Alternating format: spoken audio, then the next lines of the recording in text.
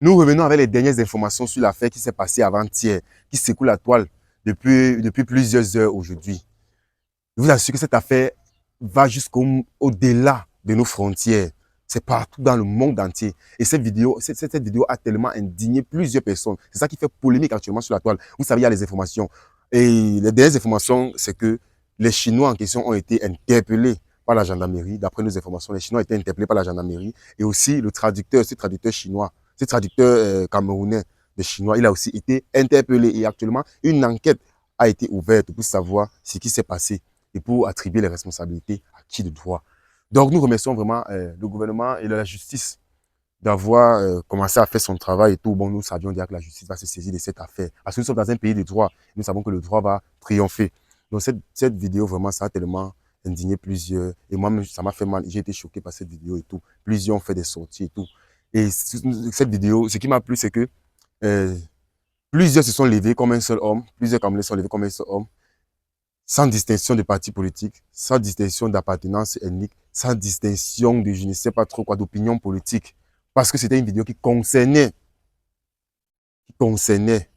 chacun de nous de façon d'abord individuelle.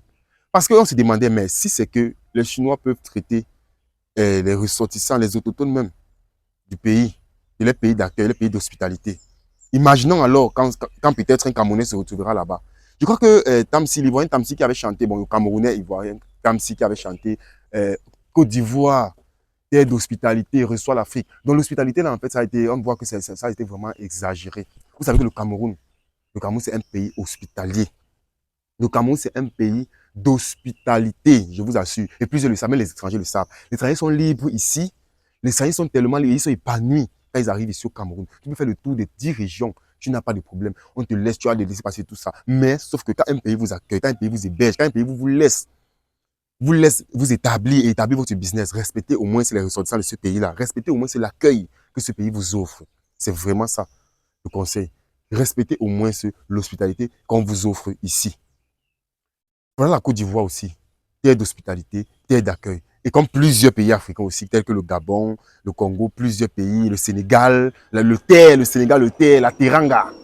Voilà les pays d'hospitalité, les pays hospitaliers. Mais quand vous, les étrangers, vous arrivez dans ces pays-là, et vous commencez à, je ne sais pas trop, on n'a pas dit que les Chinois sont mauvais. Il y a les Chinois on vit ici avec les Chinois depuis des années, il y a les Chinois qui vivent partout. Même dans mon village, il y a les Chinois.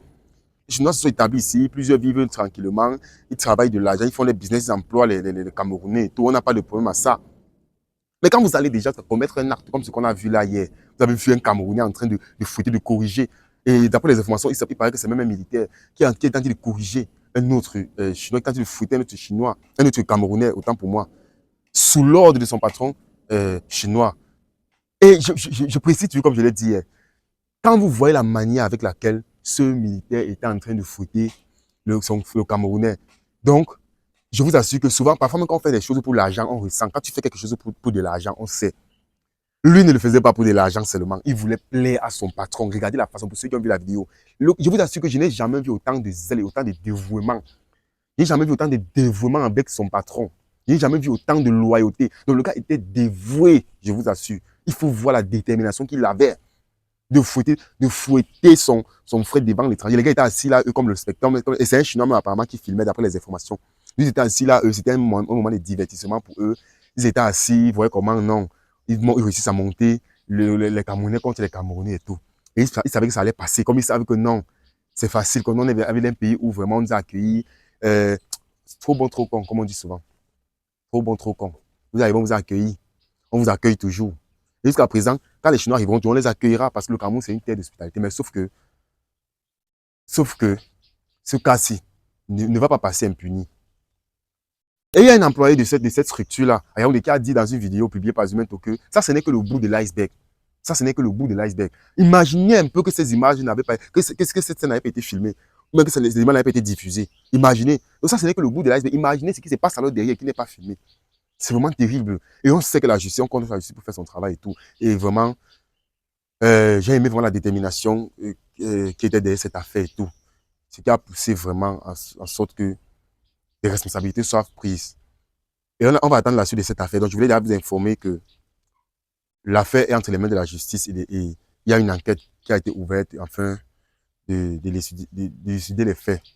Donc, n'oubliez pas de vous abonner sur cette chaîne pour plus d'actualités et pour cette affaire-ci, pour suivre cette affaire, cette actualité, les dernières mises à jour de cette affaire-ci. Dr MK, c'est la chaîne YouTube. Abonnez-vous.